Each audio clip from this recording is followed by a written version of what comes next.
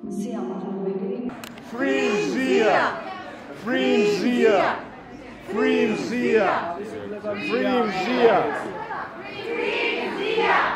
Free Zia!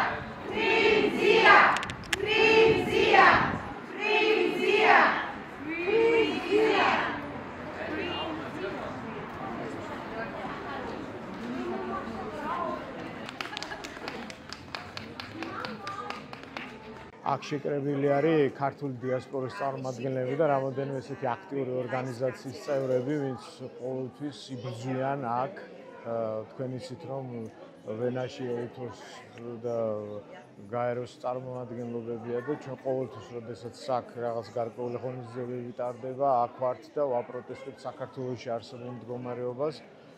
მადლობა ამ შესაძლებლობისთვის, რომ კიდევ ერთხელ შემიძლია ვთქვა, რომ თავისუფლება ყველა უსამართლოდ დატყვევებულ ადამიანებს და ეხლა მე ჩემი მტკივა, ჩემი კოლეგები და დღესაც აი ცოლ-ქმარი დააპატიმრეს და ესა საშინელებად რაღაც აბსურდში ვარ და როდემდე უნდა ითმინოს ეს ჩვენმა ქვეყანამ არ ვიცი მას მართლა და მოუწოდებ მართლა ყველას რომ გამოგხიზდეთ ადამიანები ესე აღარ შეიძლება უკვე ცხოვრება.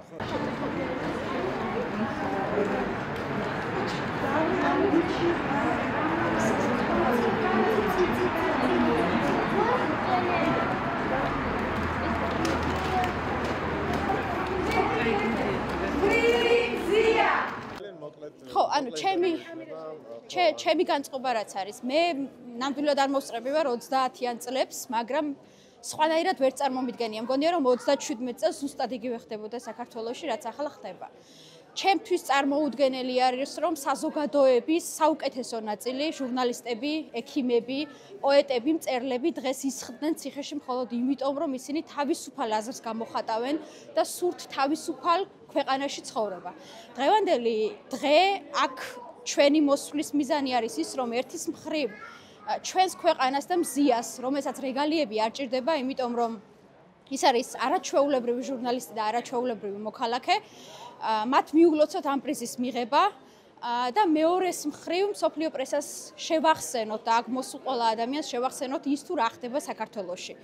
ჩვენ ავსტრიაში მცხოვრები ქართველები სისტემატიურად ვცდილობთ ხოლმე სხვადასხვა გზით გავაპროტესტოთ ის რაც საქართველოში ხდება, არ აქვს მნიშვნელობა. ჩვენ ცხოვრობთ ერთ-ერთ ყველაზე დემოკრატიულ ქვეყანაში, მაგრამ ორმაგად შევტკივა გული საქართველოში არსებულ სიტუაციაზე, იმიტომ რომ ვხედავთ კონტრასტს, რა არის დემოკრატიულ ქვეყანაში ცხოვრება და რა არის ავტოკრატიულ ქვეყანაში ცხოვრება და როგორ ექცევიან ადამიანებს, რომლებიც უბრალოდ ქუჩაში გამოდიან საკუთარი პროტესტის გამოსახატად.